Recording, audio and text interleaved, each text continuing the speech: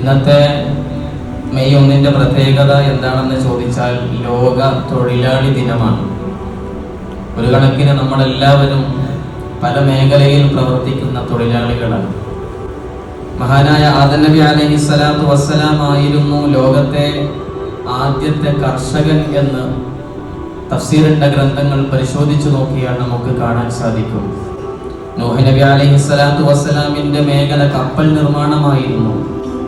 സക്കരിയ നബി അലൈഹിസ്സലാത്തു വസ്സലാം ആശാരി പണിയെടുക്കുന്ന ഒരു പ്രവാചകനായിരുന്നു.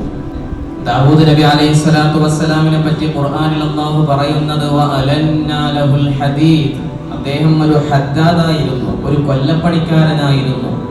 ഈസാ നബി അലൈഹിസ്സലാത്തു വസ്സലാമിനെ കുറിച്ച് അല്ലാഹു പരിചയപ്പെടുത്തുന്നത് അദ്ദേഹം ചികിത്സാ മേഖലയിൽ മാഹിറായിരുന്നു, നിപുണനായിരുന്നു എന്നാണ്. അപ്പൊ സ്വന്തം കൈകൊണ്ട് സ്വന്തമായിട്ടൊരു തൊഴിലുണ്ടായി ജീവിക്കുക എന്ന് പറയുന്നത് വലിയ ഇസ്സത്തായിട്ടാണ് അള്ളാഹുവിന്റെ ദീൻ പരിചയപ്പെടുത്തുന്നത്.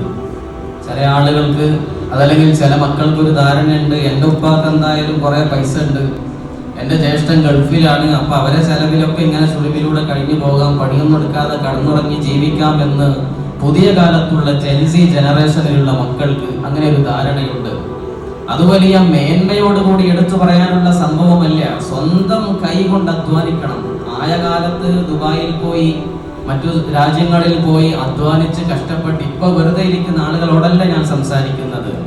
തൊഴില് തന്നെ ചെയ്യാതെ വെറുതെ കുഴിമടിയന്മാരായിരിക്കുന്നതിനെയാണ് അള്ളാഹുവിന്റെ ദീൻ നമ്മുടെ മുന്നിൽ ഒരു വാണിംഗ് എന്നതുപോലെ പരിചയപ്പെടുത്തുന്നത്.